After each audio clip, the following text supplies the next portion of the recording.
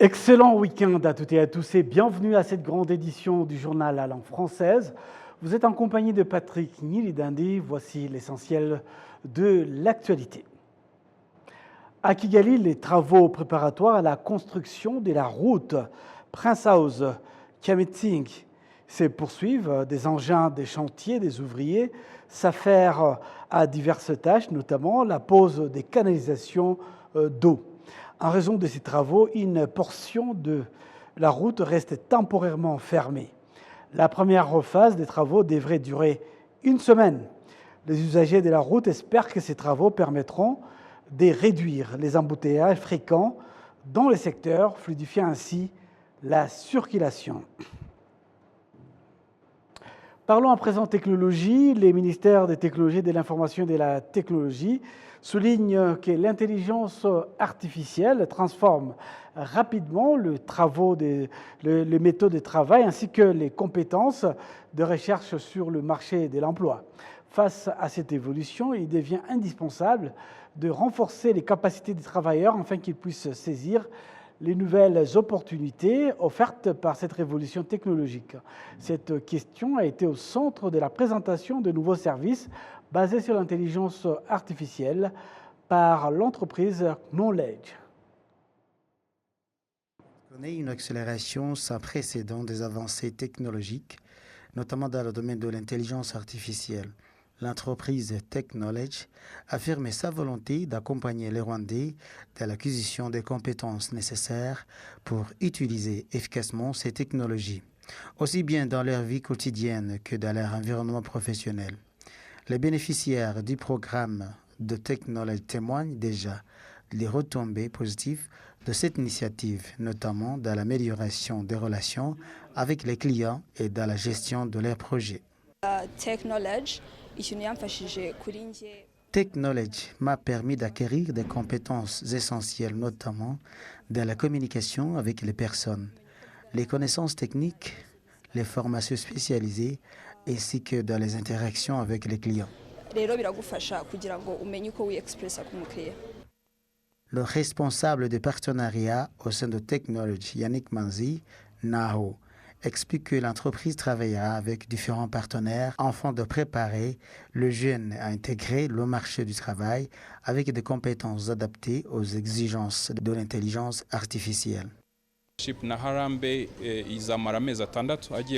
programme mené avec Harambe s'étendra sur 6 mois.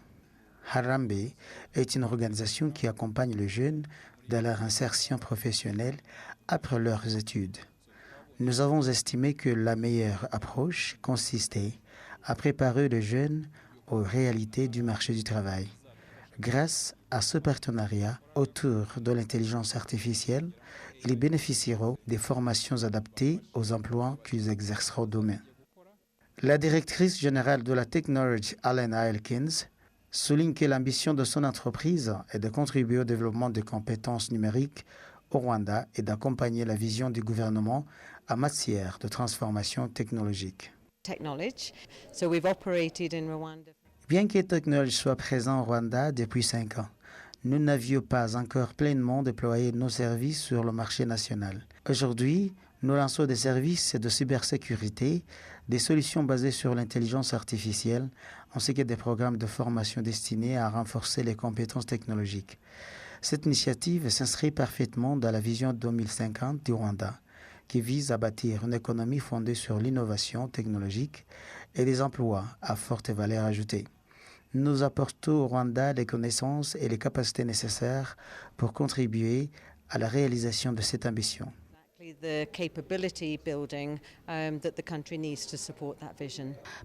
La ministre des Technologies de l'Information et de l'Innovation, Paula Ingabire, rappelle que le Rwanda poursuit activement ses investissements dans le secteur numérique et met en place des mécanismes destinés à soutenir le développement de l'intelligence artificielle. Le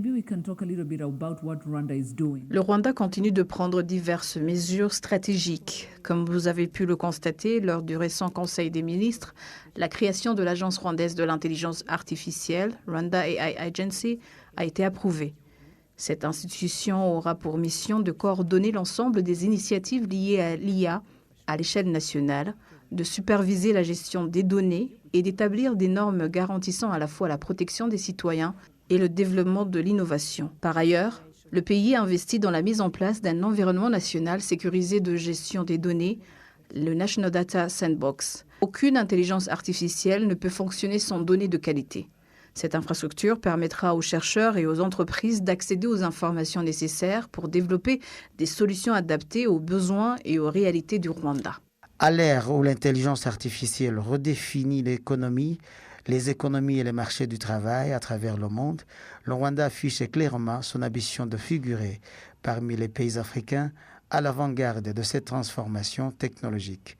Grâce aux investissements consentis dans les compétences numériques, les infrastructures de données et d'innovation, le pays entend tirer pleinement parti des opportunités offertes par l'intelligence artificielle pour accélérer son développement économique.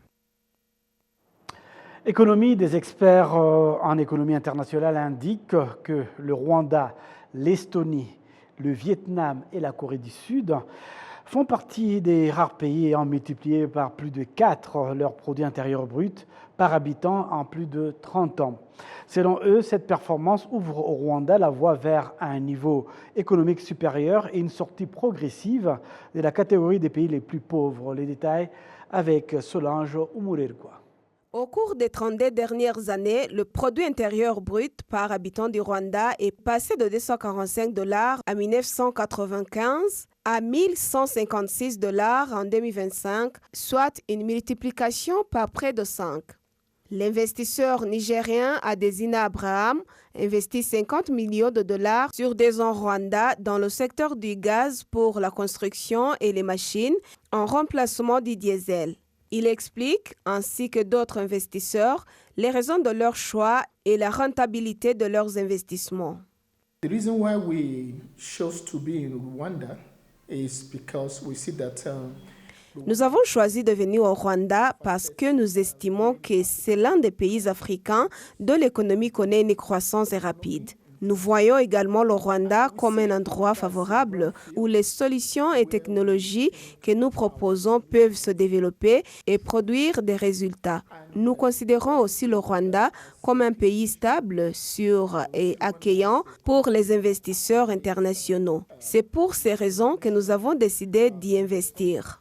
Les rapports de la Banque mondiale et du Fonds monétaire international montrent que la croissance du Rwanda est restée au-dessus de 7% durant cette période.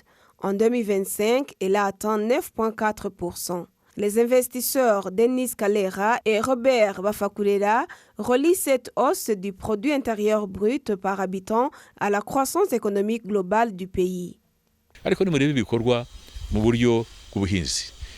Mais regardez les activités agricoles, l'élevage, les industries du pays, les mines, les routes et les infrastructures de transport.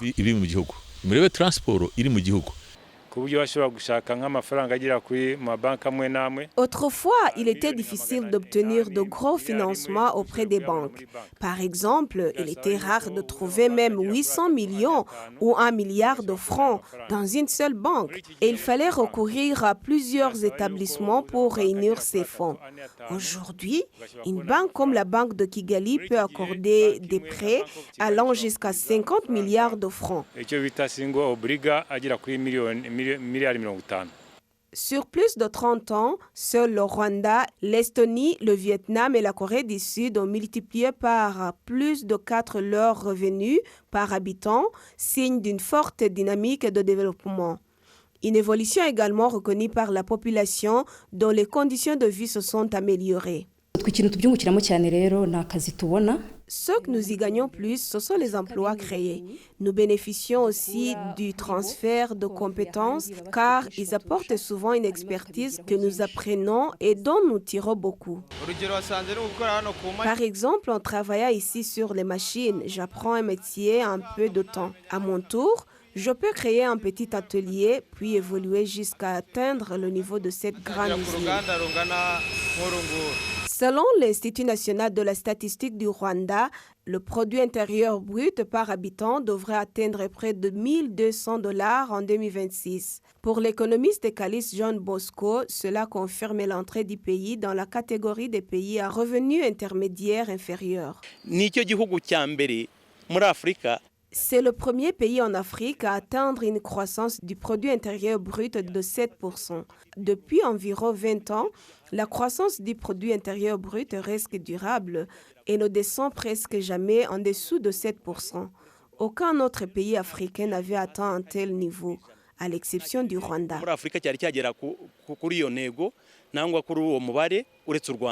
En 2027, le Rwanda, l'Ouganda et la Tanzanie feront l'objet d'une nouvelle évaluation. Le Rwanda pourrait ainsi quitter la catégorie des pays à faible revenu pour rejoindre celle des pays à revenus intermédiaires inférieurs.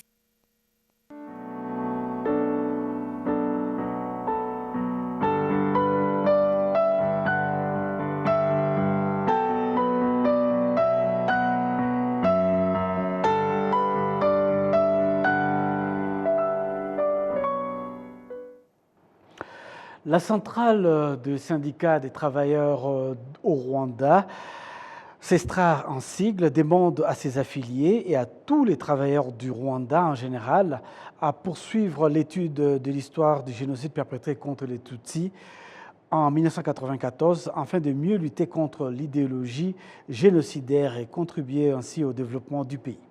Au cours de la commémoration du génocide perpétré contre les Tutsis, plus particulièrement des anciens affiliés de la CESTRA, centrale des syndicats des travailleurs au Rwanda, un message a été lancé afin de rappeler aux employés l'importance de travailler avec sérénité, d'être guidés par les valeurs d'unité et de dénoncer l'idéologie génocidaire.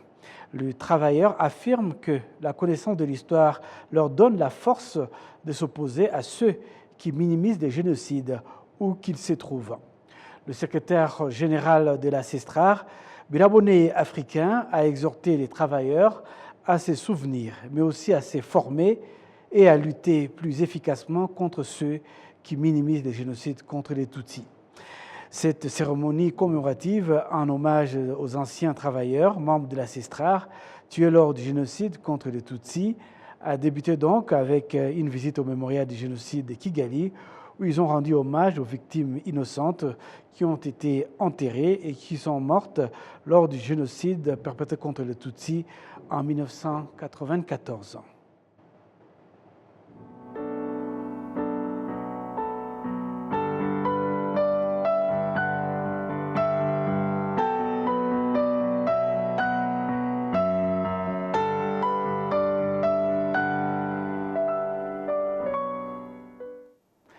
Les responsables au niveau du district de Nyamasheke invitent le secteur privé à investir dans la région, soulignant que de nombreuses opportunités restent encore largement inexploitées.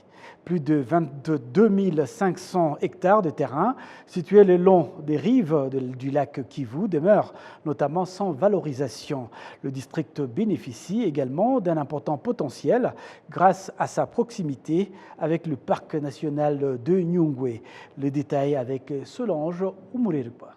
Le lac Kivu constitue l'un des principaux atouts touristiques du district de Nyamasheke et représente une opportunité majeure pour attirer les investisseurs. Sur les 15 secteurs que compte le district, 10 sont riverains du lac.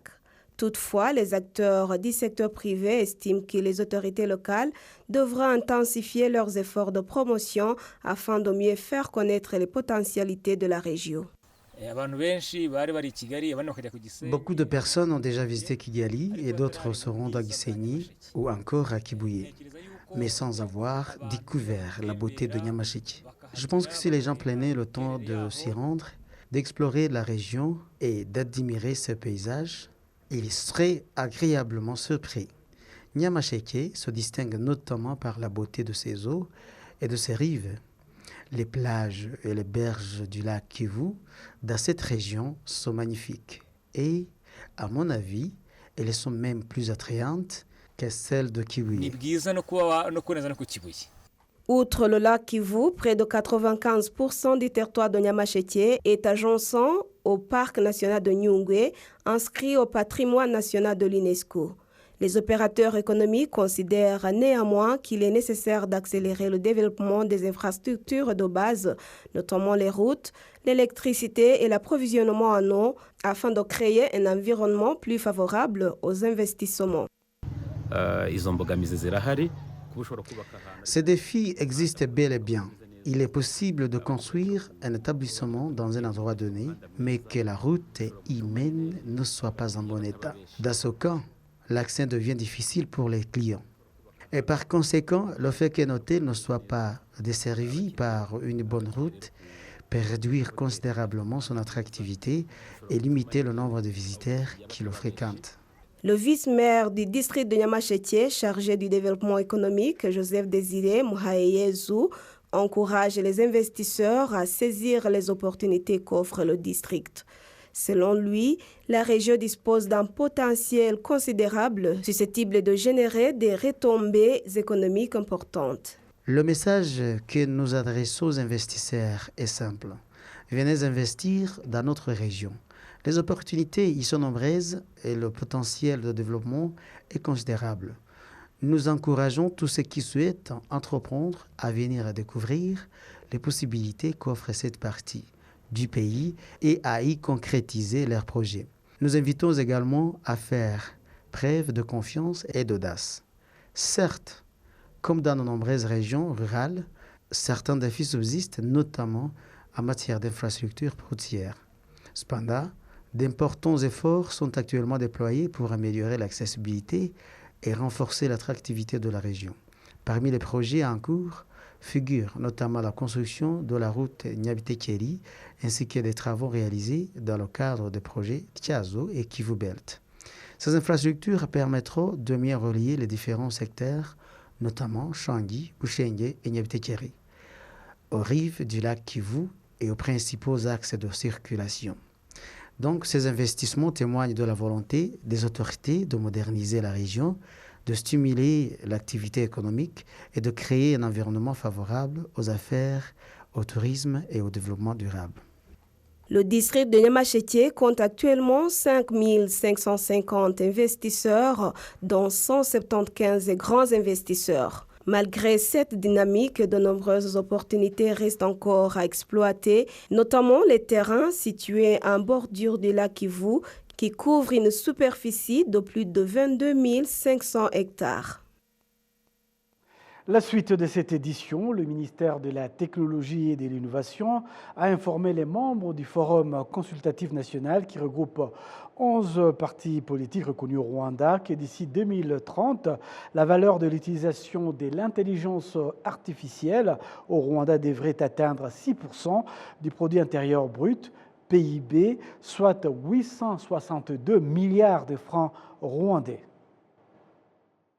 Au cours de cette rencontre, les agents du ministère de la Technologie et de l'Innovation ont expliqué aux représentants des partis politiques, membres du forum, comment cette technologie commence à être utilisée dans l'agriculture, l'éducation et la santé. La directrice générale au ministère de la Technologie et de l'Innovation, Esther Ngunda, affirme que cette technologie apporte des solutions concrètes dans les secteurs où elle est utilisée à ce jour. Les technologies intelligentes contribuent à augmenter la production agricole de 25%, à réduire la consommation d'eau et d'engrais en agriculture de 20% et à accroître les revenus des agriculteurs de 50% par rapport aux revenus actuels. Les membres du Forum consultatif national, qui regroupe 11 partis politiques reconnus au Rwanda, ont expliqué leur confiance dans cette technologie tout en soulignant certaines réserves. L'intelligence artificielle est une technologie qui éveille notre curiosité car elle est nouvelle et nous pensons qu'elle aura une importance capitale pour le développement de notre pays. Les informations que nous avons obtenues, nous en sommes satisfaits, mais nous souhaitons que cela puisse se poursuivre. Toutefois, cette formation nous a apporté des éléments nouveaux qui vont nous aider à comprendre l'apport de l'intelligence artificielle dans divers domaines, tels que l'agriculture, l'éducation, le commerce et autres.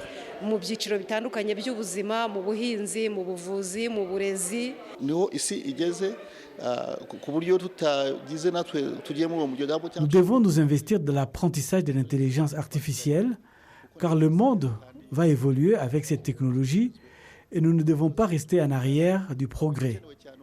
Et puis, le pays a déjà mis en place une entité chargée de développer cette technologie.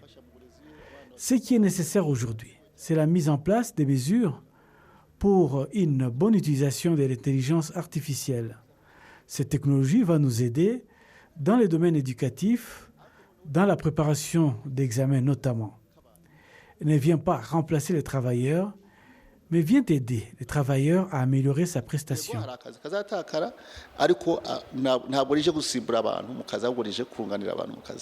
Pour apaiser les inquiétudes, le secrétaire permanent au ministère des Technologies, de l'Information et de la Communication et de l'Innovation, Rurangwa Eraste, a assuré qu'un plan était prévu pour dispenser des cours d'intelligence artificielle jusqu'au niveau universitaire inclus. Nous souhaitons renforcer les secteurs éducatifs. Je pense que vous connaissez tous l'institution Rwanda Code Academy. Juste à côté, nous avons créé une branche de l'Université du Rwanda. Elle va commencer avec 2 branches, l'intelligence artificielle et la cybersécurité. Nous avons besoin de ces 2 branches pour suivre l'évolution de la technologie mondiale. On prévoit que d'ici 2030, l'intelligence artificielle contribuera à l'économie rwandaise à hauteur de 589 millions de dollars américains, soit 862 milliards de francs rwandais, ou 6% du produit intérieur brut du pays. L'organisation Never Again Rwanda a appelé les différentes institutions à renforcer leurs efforts pour résoudre les problèmes qui continuent d'affecter les droits humains au Rwanda. Parmi eux figurent le retard dans l'accès à la justice, notamment les procédures judiciaires qui s'éternisent, ainsi que la hausse des grossesses chez les adolescentes. Le récit de Solange Umurirwa. Un rapport sur la situation des droits humains au Rwanda, réalisé par Never Again Rwanda en 2025, est présenté ce vendredi, met en évidence des avancées importantes dans la protection des droits humains. Ces progrès sont attribués aux efforts entrepris par le pays pour reconstruire la nation et restaurer les droits des citoyens après le génocide perpétré contre les Tutsis en 1994. Le rapport souligne toutefois plusieurs défis qui continuent d'entraver le respect des droits humains. Le directeur de Never Again Rwanda estime que tous les acteurs concernés doivent se mobiliser pour y apporter des solutions.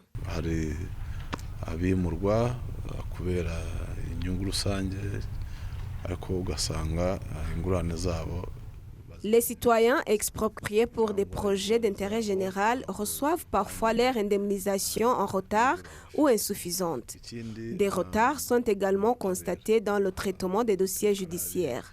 Pourtant, les lois existent et l'État a beaucoup investi dans ce secteur. La question est donc de savoir pourquoi ces problèmes persistent.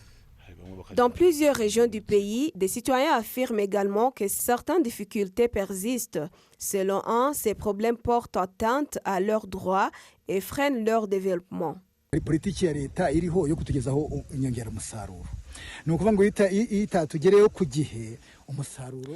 L'État dispose d'une politique d'approvisionnement en intrants agricoles. Cependant, lorsque ceci arrive en retard, la production est affectée. Les agriculteurs sont alors contraints de modifier leur plan de culture et d'utiliser des fonds prévus pour les intrants à d'autres besoins. Certaines des préoccupations relevées dans cette étude ont également été constatées par la Commission nationale des droits de l'homme. Sa présidente Umurungi Providence estime que les mécanismes existent déjà et qu'il revient désormais aux institutions concernées de travailler ensemble pour résoudre ces problèmes. C'est un processus en cours, mais avec le temps, la situation des droits humains s'améliore au Rwanda. La protection des droits humains ne relève pas d'un seul acteur, elle implique aussi la société civile. Mettre le citoyen au centre et garantir ses droits est une responsabilité partagée. C'est une approche commune que nous nous avons engagé à renforcer à travers la collaboration de tous.